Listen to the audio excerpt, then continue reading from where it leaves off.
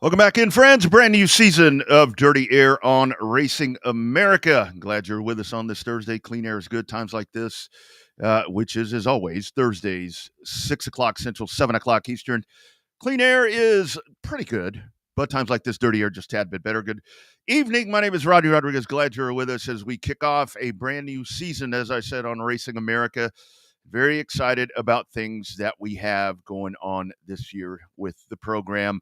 On the show today, coming up in about 8 minutes, going to talk to Shane Reavis, and that's part of what I want to talk about a little bit here before we bring Shane on. Something that I'm looking to do this year as a part of the show. Obviously, very much short track driven is what we're doing. Of course, if you're checking in on Racing America, that's where you get your great short track racing coverage. But what I'm going to be doing with Shane this evening, Shane very involved there in the Mississippi area.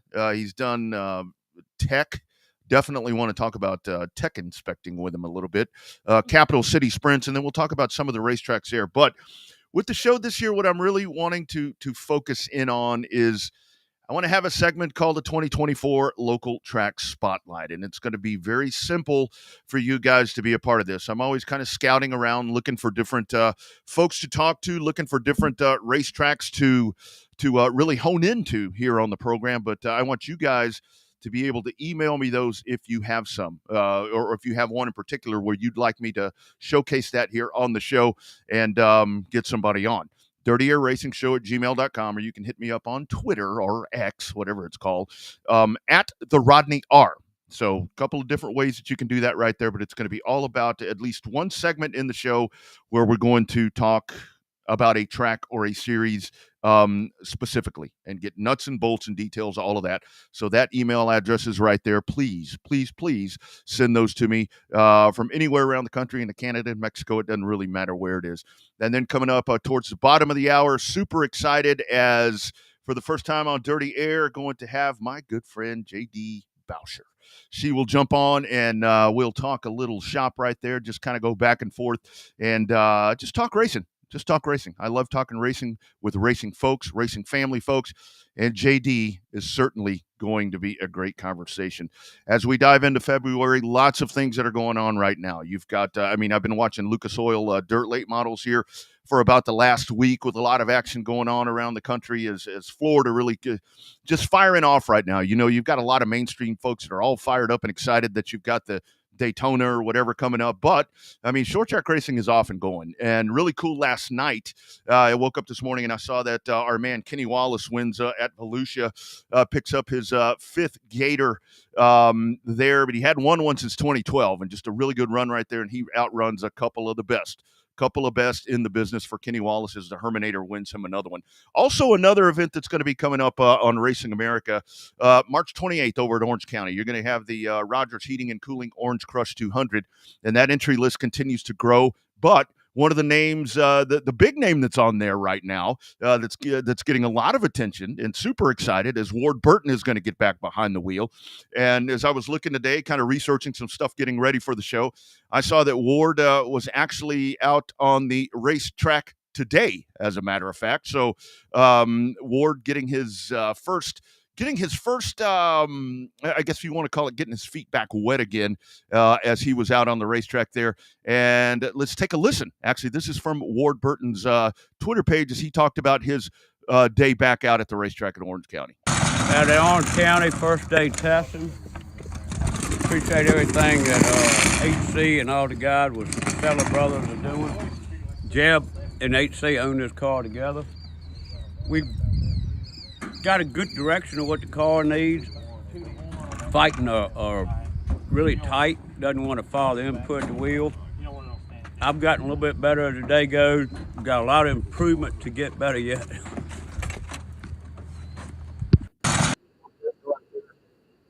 As he gets set to go, that is coming up. Of course, you'll see it on Racing America March 28th, $15,000 to win right there. And in that month of March, that is going to be a month of March that is highlighted by a lot of events. Of course, I'll be at the Rattler 250. Man, I can't wait for that one. Of course, you'll have the Baby Rattler 125, which is presented by Rogers Dabbs Chevrolet. And our show, Dirty Air, as always, presented by Rogers Dabbs Chevrolet GM Performance. They're out of Brandon, Mississippi, presenting sponsors of the program, along with On Demand Shirts, which is out of the San Antonio area. That's a good place to get yourself some gear as you start getting ready for the season. And they make it real affordable. They make it real affordable for you to get that racing gear with a budget in mind. I mean, they're definitely going to help you do that to where it's not necessarily going to break the bank, and you ain't got to buy about 5,000 of them to get yourself the gear that you're going to be looking for. So that is On Demand Shirts. We will talk to them throughout the season as we get rolling in here.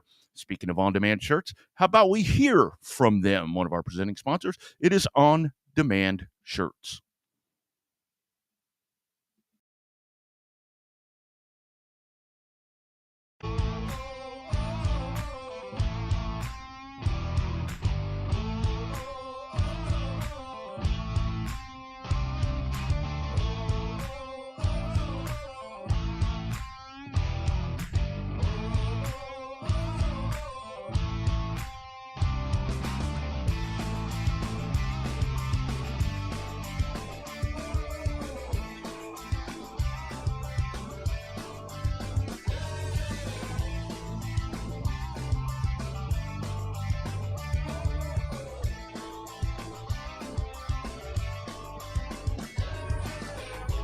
There it is, On Demand Shirts out of San Antonio, one of our sponsors right here on Dirty Air. Let's go to the hotline. We're actually going to the phone line for the first time here as we kick off our brand new season, heading over to Mississippi. Like I said, this is going to be our first installment here on local territories and so forth. Diving in, good buddy of mine, and this is going to be a fun conversation, talking a bunch of things out in the Mississippi area. Let's welcome in Shane Reavis. How we doing, man? If you are satisfied with your message, press 1 to listen to your message. Him there for a second. I know we had him hooked up on the line. We'll try him one more time, be able to get Shane back in here. I'll tell you the beauty of technology right here. Let's try Shane one more time as we will get him on the program here. Shane's set to go live with us here from Mississippi. And he's got the Capital City Sprints. That's a great series out there that he has kind of developed right there.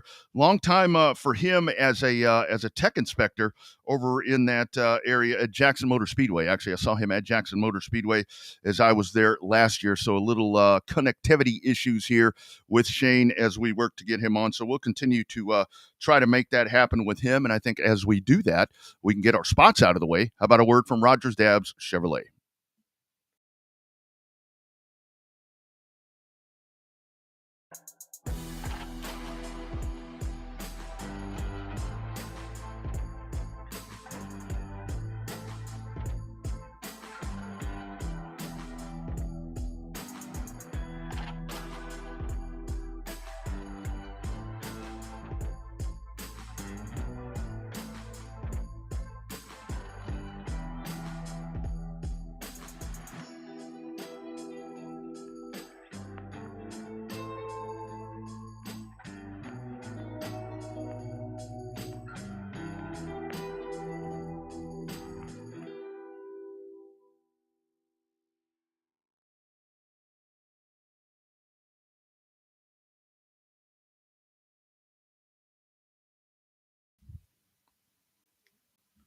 All right, back live. It is Dirty Air as we get set to go. Working here on Shane Reavis. I think we may have him right about now, getting set to try to make that call right here. And we'll get set to talk some Mississippi action right here. Oh, missed him again. All right. Well, I guess we're going to keep on going. But with those events that I'm talking about, you've got the World Series, which is coming up at New Smyrna Speedway. That's going to be firing off. The Alabama 200 as well. That is going to be a big one that you'll see right here on Racing America. So you'll definitely want to make sure that you are a subscriber to get all of that. So you can definitely hook yourself up with that and be set to go for that one as well. That is the Alabama 200 that is coming up here.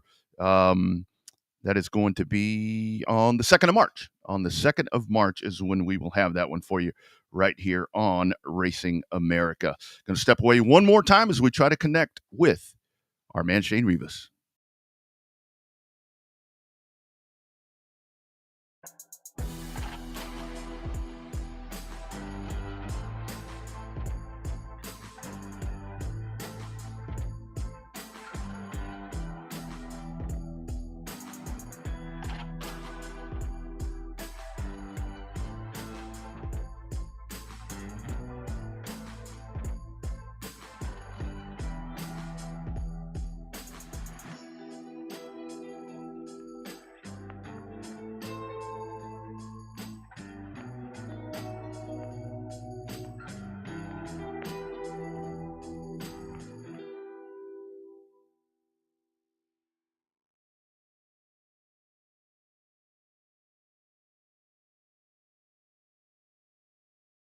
to go.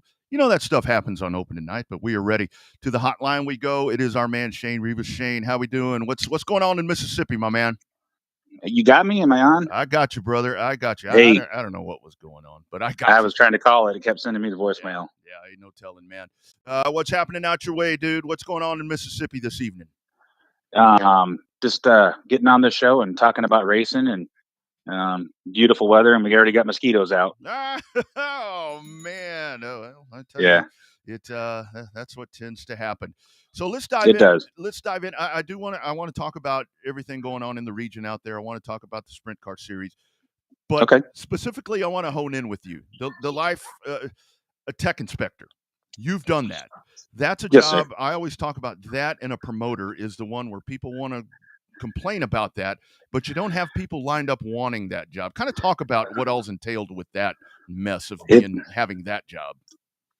Yeah, it's well, I've been in racing my entire life. Was born into it, and they were looking for a tech man to try to help down here at Jackson Motor Speedway. So I was like, well, I'll fill in for a little bit to help out and kind of go with the rules they got and just learn them because being in racing, you get, I guess, self-centered. You're used to your one class going through tech, and you're the one guy going through, and then when you're done, you're back to your trailer. But being the tech man, I got 6, 7, 8 other classes and 3 to 5 per class to deal with. So I got there's a ton of characters you got to deal with, and everybody's personalities can be a whole different thing. It brings the best and worst out of people all at the same time. No doubt about it. And talk about that part, Shane, because it's like it's one thing if it's just a series or one division of car, but if you got 6 or 7 Right. different ones where you're trying to manipulate all of that and keeping up with rules, I mean, because there's so many drastic differences between all of those. There is, and it's trying to appease the multitude of them and understand. And I understand their rules more than they usually. I come to find out most of these guys never read the rules in the first place. They just message the track or me and go, "Hey, can I run this?" or "Hey, can I do that?" And I'm like, "Well." After about 40 or 50 times of that, the start of a season, I was like, well, you can refer to the rules. They're on our page. Yeah. And if there's any questions above that, please get back with me or I'll see you at the first race. Yeah. And I just tried to get guys to read rules. And I've always been a rule reader because I'm trying to find the loopholes and the gray area in the rules so I can not cheat the series or the racing, but try to, you know, keep below the tech man's eyeballs, and keep it more technical because, tech man jobs, it's a hard job to do. And I don't, it's just, it's a hard thing to deal with. And then it comes into, there's a lot of people, I didn't realize that there's a lot of pressure. So I'm the one guy and I got all 20, 30, 40 people staring at me with their phones on.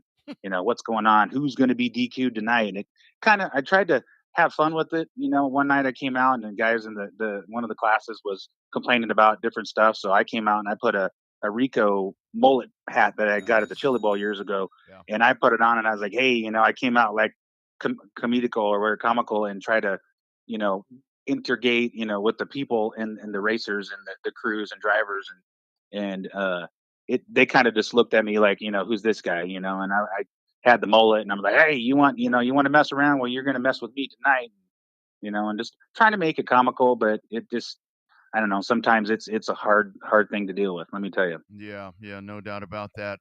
So Shane, let's talk about that. You mentioned Jackson out there. You did some time there. Talk about the different racetracks out your way, man. I know there's some swift little joints out there. I know when I went to Jackson, man, I enjoyed watching the late models and factory stocks and everything there. But talk about some of the different racetracks out in your region.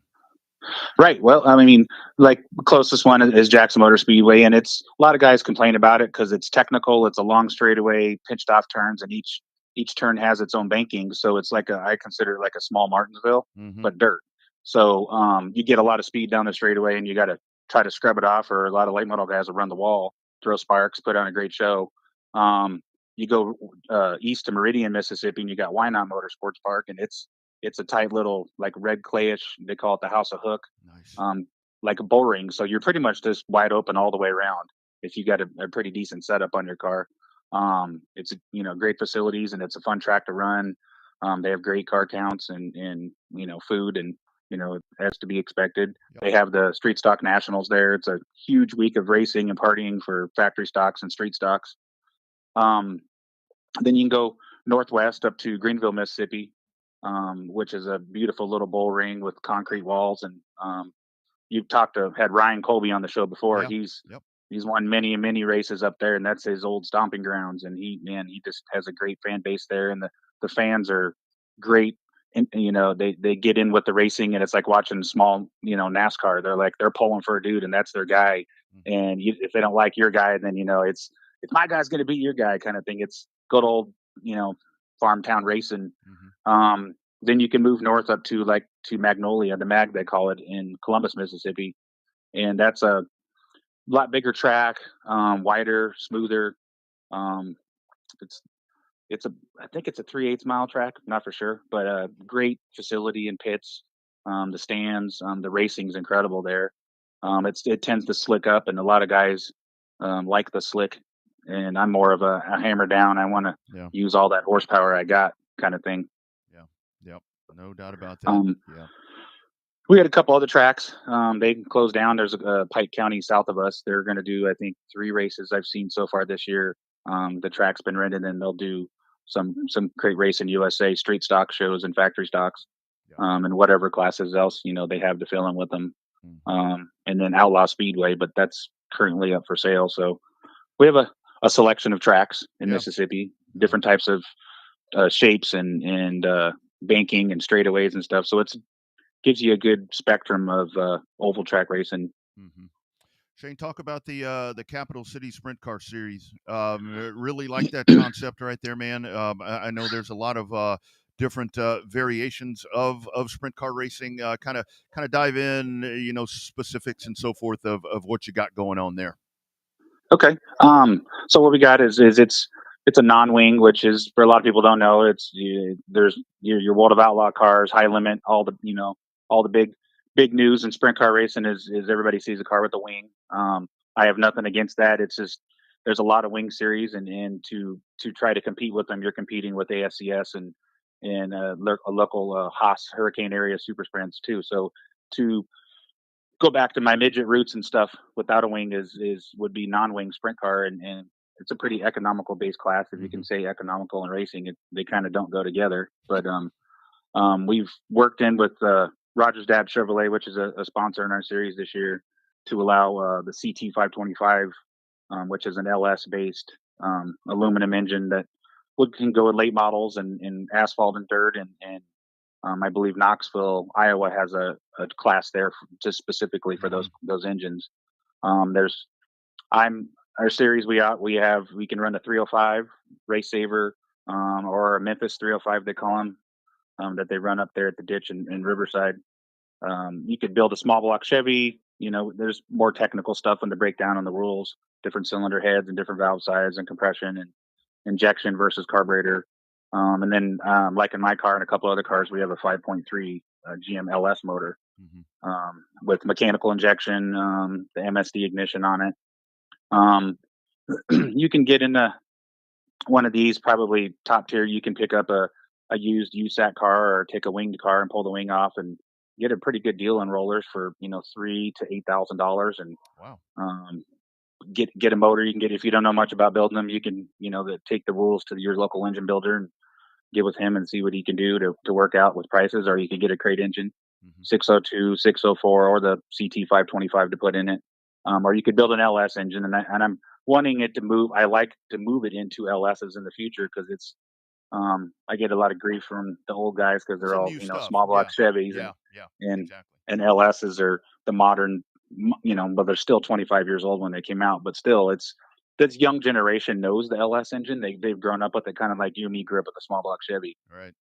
And just trying to get youth into it, because youth is there's not much youth in racing anymore, and like building their own stuff. And we used to build stuff with our parents and grandparents and friends and neighbors, and just there's too many rules and different series that it's a crate. What the crate is fine, but it takes out different parts of aspects of like STEM, was it science, technical, engineering and stuff like that. But trying to get youth involved in it, and they recognize the LS motor, because it comes in their car. I got one in my Tahoe, or I got one in my Silverado, and just trying to build and be different, I guess, with the non-wing. It's a whole different type of driving. You're driving off the right rear tire basically, and getting a lot more rotation and into the turns, where winged car, you carry a ton of speed and you're loading up the left rear tire with the downforce of the wing on it. So it's two different types of things that getting guys that switch over from a stock car. They're used to having that whole interior and a big right rear quarter panel. You can bounce off the wall, and in a non-wing sprint car, you have a big tire. Yeah, that's so right. That's right. Yeah, you learn some driving etiquette and you learn some different driving skills with it that I believe helps down the line in other forms of racing. Yeah, totally agree. Good stuff right there. Capital City Sprints is the place where you can find it on Facebook for information right there. And good stuff, man. Good stuff out in Mississippi. And I know you guys are getting ready to be blowing and going, and I'm sure you guys are going to kick a lot of ass out there, my man. Yeah, I hope so. And maybe make it your way one day for a race out there. Absolutely. Plenty of it down here in Texas, man. Would love to see you down here. Shane, thanks for taking the time, man. Sorry about the couple of glitches right there, but we got that's fine. Stuff we got it going. Yeah, that's right. We're good to go. Appreciate your time, my man. We'll talk to you soon.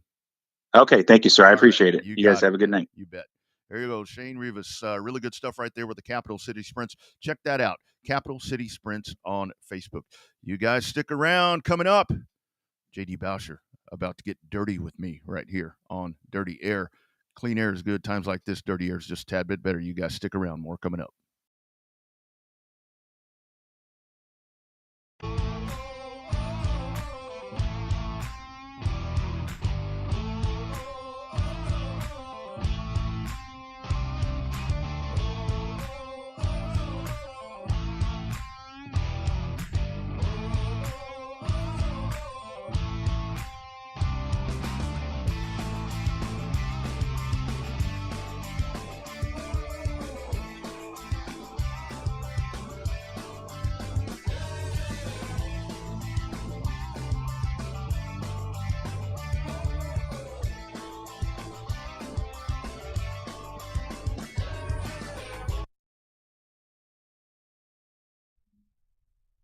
Dirty Air back for another season. Hope you're enjoying the program so far as we talk short track racing and just talking racing in general. And just, that's what we do around here. Like I always say, clean air is good. Times like this, Dirty Air just a tad bit better. Welcoming on to Dirty Air for the first time. And I tell you, my bucket list is complete because, as you folks know, at Snowball Derby, I got to work with Jess, who you saw yesterday on the Bull Ring. I've got the other half of Cars Tour Weekly. And I've been waiting for this one for a long time. We were finally able to put it all together. JD Bowsher joins me for the first time in the Dirty Air. JD, how you doing, friend? I'm good, Rodney. It's so good to finally talk to you. How are you?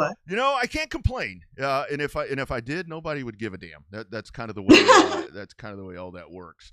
So for you, what's been going on in the off season? And we'll sit here and do some bench racing and all that. But the off season, we're never really off, are we?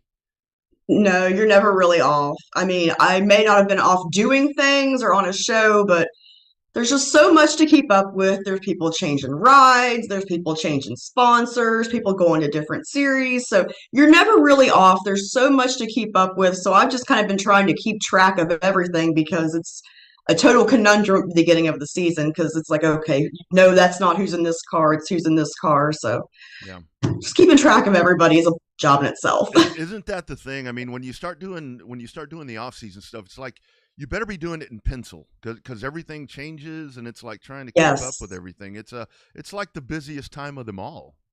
It really is. Yeah, it really is. And then you'll think somebody's in this ride and then it changes. So you just have to kind of, my notebook's already pretty thick. So I know we haven't even started. I know, no doubt about it. So for you, JD, let's talk about it. So you're one of those folks that you can't avoid. It was impossible for you to avoid anything racing related. I mean, because the family history. Just kind of take us down the family tree right there. Folks see you on Racing America. A lot of folks know you, but fill in the gaps for everybody else as to where you fit in with the Bowsher name. Gosh. So I'm third generation on both sides. My mom's family owned a sprint car team and she drove a dirt late model. And Grandpa Jack, who ran ARCA and USAC and everything else, built those motors. That's how my parents met. Yeah. Grandpa Jack's 3-time market champion. Uncle Bobby's a 2-time market champion. Uncle Gary won the Texas World 500. Dad and Gary, the only year that this 24-hour race had the stock car segment, they won the stock car segment, finished 15th overall. Uncle Todd was the most popular driver in ARCA for like 10 years. So I really didn't have a chance. So I wasn't going to be a driver. We all knew that growing up because, I was all fancy with my high heels and my fancy clothes. So I had to find somewhere else where I fit, and I like to talk. So this worked out for me. Yeah, no doubt about it. You're exceptional at what you do right there. I did want to ask you about that stock car portion of the 24 hours, because I saw a picture that was posted there. I don't know if you posted it or somebody posted it and tagged you, but man, imagine that now. I mean, the way racing is. Oh my gosh. Isn't that crazy? Yeah. Everything's evolved. It would be super cool if they did that, right? I mean, I can't believe they only did it 1 year. And that deal, Grandpa, my dad, and my Uncle Gary, they were going to go do it. They built the car. It was built in Springfield, Ohio. They're the ones that put it together. And then Ford was like, oh, let's bring David and Larry Pearson in. So they got brought in, but Gary and Dad did the most driving, the most difficult driving, the night driving. There was a motor or transmission change. They did it all. The Pearsons slept. They just didn't get the credit for it. But yeah, it's so cool. And that car is actually in a museum in California. So if you're out there, go check it out. Yeah, man, that's awesome. That's awesome. That's some great stuff right there. I did want to ask you about the Cars Tour, because I know obviously you guys with the Cars Tour show that you've been doing. That I think for us that have been around racing for some time, I think some of the intrigue with the Cars Tour to me is that it kind of feels like what we're used to as we were growing up, doesn't it? I mean, kind of the same feel and the promotion and all the effect with it. Absolutely. I absolutely love the Cars Tour. For me, NASCAR, ARCA, they're their own deal, and I feel like it's kind of, I don't want to say unattainable, but it kind of is at this point. And the Cars Tour is what I feel like ARCA was 10, 15 years ago. And when you get in the garage area, everybody is so awesome. Keely and Jack and Kip, and then all the drive, Chad McCumbee, Bobby McCarty, Minnie Tyrell. Everybody's so awesome. It's really, you get that hometown racing vibe, and it's still really good racing. So I love it. I think it's the next big thing. Obviously it is. And now with that expansion to the West Coast, that's going to bring a lot more too. Because I did see, can't remember who it was exactly, but a driver out of Colorado who's going to run Cars Tours full time this year. Mm-hmm. So now, I mean, it's just, the possibilities are really endless. Yeah, isn't it cool that it seems like even with the names coming in, I mean with Junior and with Harvick and all of that, I mean that's great, but at the same time, people may look at that and think it's kind of detrimental because it's going to like blow itself up and it's something that we don't want. Too big. But I really think that the mindset is to kind of keep it the way it is, and I haven't seen anything that tells me that anything different from what it's going to be at this point. Yeah, I personally feel like the reason that Dale and Justin Marks and they all bought into it was because they see that, yes, NASCAR is doing X, Y, and Z, but there's still this niche that needs to be, filled with short track racing, and that's what the Cars Tour is. No, I think they're just trying to make it the best they can for everyone, for the fans, for the competitors, for everyone involved, for the sponsors. I mean, they've got some really big sponsors on board now with Z-Max, and that's great, but they're still keeping it short track racing, and that's what I really like, because short track racing is the heart of everything. It really is. I mean, that's where it's all about. It's all about being homegrown like that. So for you, as we enter 2024, and I'll ask you your plans, everything that you may be involved with here in a little bit, but so your thoughts as we go in, challenges, I mean, whether it be dirt or asphalt. I mean, I know here in Texas, we've got a lot of them, and they're probably the same across the country, but out your way, challenges of short track racing, just in the opinion of JD Bowsher. Well, I mean, there's been a tire change, with Hoosier. Yeah. So that's something new. I also feel like one of the big challenges, just not here, but all across, is if somebody goes, like they run Langley and they want to go run a New River or wherever, the rule package might not be the same. Mm-hmm. So I think there needs to be something done to make that more cohesive, because the amount of penalties that I saw last year was astronomical, and it was really uncalled for, and it was for really minute, stupid things that really aren't giving you an advantage. Mm-hmm. So I think they really need to do something about that to make it to where you can go run more places. I think it would broaden the whole short track racing horizon. So I think that's the big thing right now. Yeah, no doubt about it. I mean, it really is to try. I mean, travel, fuel. I mean, I know a lot of folks they want to bitch about the cost of it. It's going to cost money no matter what, and exactly. And I think a lot of it is, it's like everything that a series does to try to conserve money. We racers are going to find a way to still spend money. So I think absolutely kind of unavoidable. If you want to make $1 million in racing, you need to start with at least 2, if not more at this point. Yeah, exactly. You're you're going to be upside down really, really quick. Exactly. Yeah, you need to budget real well. Mm-hmm. That's right. So what's on tap for you? Obviously, you've got your hands in a lot of different things. It seems like I we all do. do. But so right now, anything that's really racing, what's going on with Race America and the shows, for me on my end, it's kind of up in the air, which is fine. I'm happy to be around wherever. Regardless, I'm still gonna hit up Cars Tour races. ASA is coming to Hickory. Definitely gonna go to that. But I'm definitely planning on going out to New River a few times. I'd really like to go for the Smart Mod race as well as the second Cars Tour event. Also, I'm supposed to head over to Wake County and do a little work with Wesley Outland out there. So that would be great for me. It's a new track I've never been to. It's really excited. I've seen some races there. It looks phenomenal. So that's basically what I'm doing this year as of now. But as I learned last year, as the year comes, things just pop up. So that's what I'm probably, so I'm going to go with. Things are just going to pop up here and there, and I'm ready for it. You should co-host this show because I'm down. Folks always tell me, they're like, why don't you get somebody there with you to kind of liven this thing up a little bit? I do want to ask your thoughts. I do kind of want to touch on NASCAR a little bit because the divide between NASCAR and short track racing.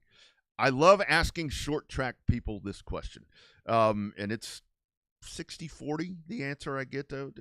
What do you think about that? Is NASCAR anything that can help us, the Cup Series? No. Help us? No, well, I don't think so. No. It's its own deal, right? Mm-hmm. They're their own cars. You have to buy all your stuff from NASCAR. You can only, you know what I mean? Everything is so regulated. Yep. And where you buy your stuff is so regulated. I think that's just absolutely ridiculous.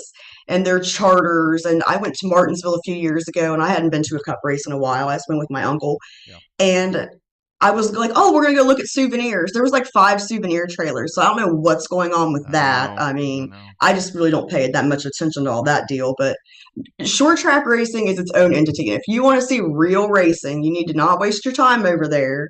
You need to go to your local short track, go watch your local late models, your street stocks, your bombers, your 4-wheel drives, because those people, they're there because they love it. And there's nothing that I love any more than seeing a race car driver or somebody in the pits, somebody in the stands with passion. And that's where you're going to see the most passion. Those people aren't there for the money. They're not there to get a paycheck. They're there to race. And that's what I like. Oh, man, well said. And isn't that the thing with this? I mean, like we're talking about it's all family driven. It's friends. I mean, mm-hmm. I've got my absolute best friends are people that I met at a racetrack. The cool thing about this, I've never met you in person, but I feel like I know you just from this. I mean, that's what what this sport gives us, isn't it? I mean, it's passion. You said the main thing right there. It is. I mean, some of the best friends I've ever had, obviously I met at the racetrack. That's where I meet everybody. Heck, that's where I met my boyfriend. Yeah. But there's nothing like the racing family, the entire community. Nothing like being with people that have the same passion and the same drive for the things you do. You can pick up and go with any of your friends and have a great time and, work your tail off. And at the end of the day, it's still a great day. Yeah. If you go to work over here, where you're, a little more regulated, you're not going to have as much fun. And I'm to a point where I want to have fun. I'm not just going to be here for a paycheck. If I'm not enjoying it, I'm not going to be there. I love that. That's exactly what it's all about. This has been a lot of fun. We got to do this more often. I'm telling you. Oh, absolutely. This platform is open for you anytime that you want to jump on here, especially when you start saying those kind of things, because that's dirty air right there. That's the dirty air that we are talking about. Well, I'm gonna tell it how it is. If they don't like it, that's just too bad. Tough. I don't know if that's good or bad, but that's just real. No, that's a great thing. Thank you for jumping on with me. This has been a lot of fun, and we will definitely do it quite a bit more often as you're able to. Yes, let's do it again. Absolutely. All right. Take care. Be well. Thank you. You bet.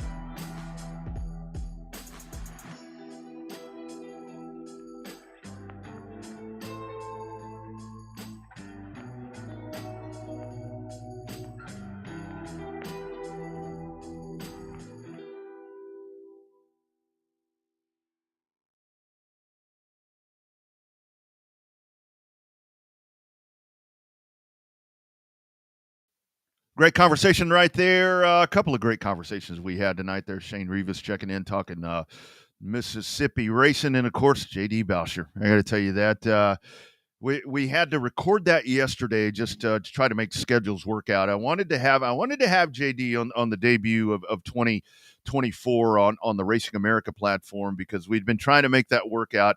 She had an obligation tonight. I said, let's figure out a way to get this thing recorded because I wanted her to be on the debut. And that's what we're talking about right there when I talk about short tracks. And again, I really want you guys, the show this year, what I really want to do, and it matters not the geographical part of the country like I was talking about. I'm here in Texas. I'm going to have some Texans on. There are some really cool things that are happening right here. We had Mississippi represented. I want to go up north. I want to go over west. I want to go east. I want to showcase short tracks on this program because I've had the opportunity to where a lot of folks have really are putting a lot of faith in the show this year. Obviously, you can look at the media landscape of racing right now. There's a lot of things that are changing, but Dirty Air's still rolling right here on Racing America. And I thank those folks at Racing America for having this show back on. And I want to pay that back to short track fans and to short tracks with showcasing your stuff all around the country. Dirty Racing Show at gmail.com. Send me your emails on the tracks that I need to talk to, on those locations that we need to be focusing in on. If there's a racetrack, and here's the best part about it, because this is what I've done in Texas. If there's a racetrack that has something where they need exposure. I mean, maybe it's a tough financial thing or whatever it is. There's been tracks that have come on the Texas show, and for whatever reason, they've gotten exposure and they've been able to get financial help, or if they needed employees or whatever it was, they've been able to get folks because of the exposure. And that's what I want to do across the country right here on Dirty Air this year. And of course, we'll continue to do what we've done on here. We're going to talk to the great personalities in the sport of short track racing all around the country. We'll continue to talk to super late model drivers. We talk to super late model drivers. We talk to bomber drivers. We talk to asphalt drivers. We talk to dirt track drivers. We talk to drag racers. We talk to quarter midget drivers. It is wide open right here what we do on Dirty Air, and we are super excited. I'm super excited for another season right here on Racing America. And again, it will be right here each and every Thursday.